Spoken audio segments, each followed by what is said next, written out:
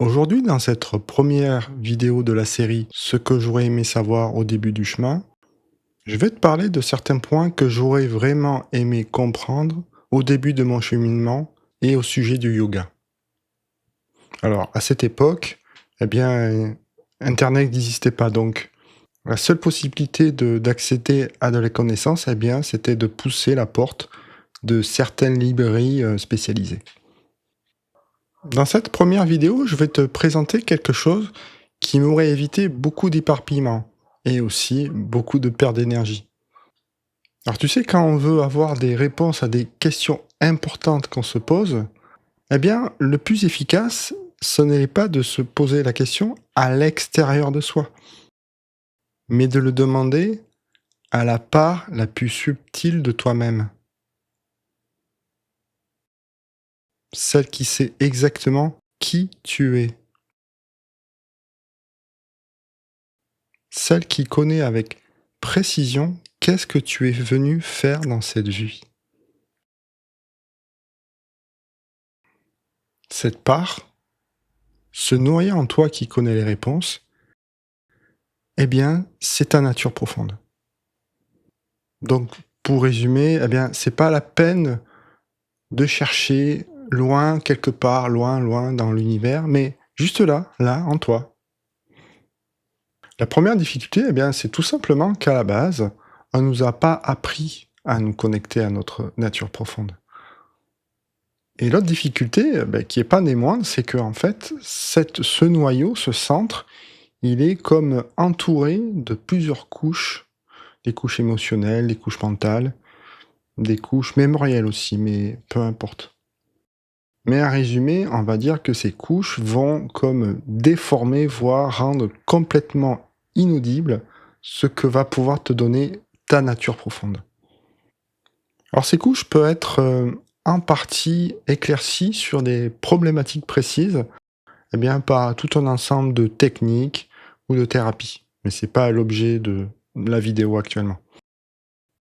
Pour aller en profondeur et surtout pour pas qu'il y ait de retour en arrière possible, il faut de la constance et de la régularité dans cet éclaircissement.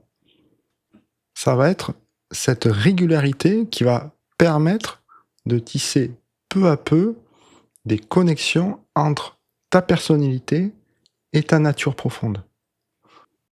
Et lorsqu'on poursuit ces contacts entre la personnalité et la nature profonde, eh bien, il va pouvoir s'opérer un certain nombre de guérisons, justement des couches émotionnelles et mentales de la personnalité. Et ces blessures seront comme avalées, comme consumées dans une compréhension et un amour qui est difficile à décrire avec des mots. Cette relation avec ta nature profonde, eh bien, c'est la seule garantie de discerner le vrai du faux, dans toute la justesse de tes choix. Et bien souvent, eh bien, c'est le seul point de départ pour développer une guidance interne, découvrir tes aspirations profondes, voir au-delà des apparences et, on va dire, plus globalement, ressentir une paix, une joie simple.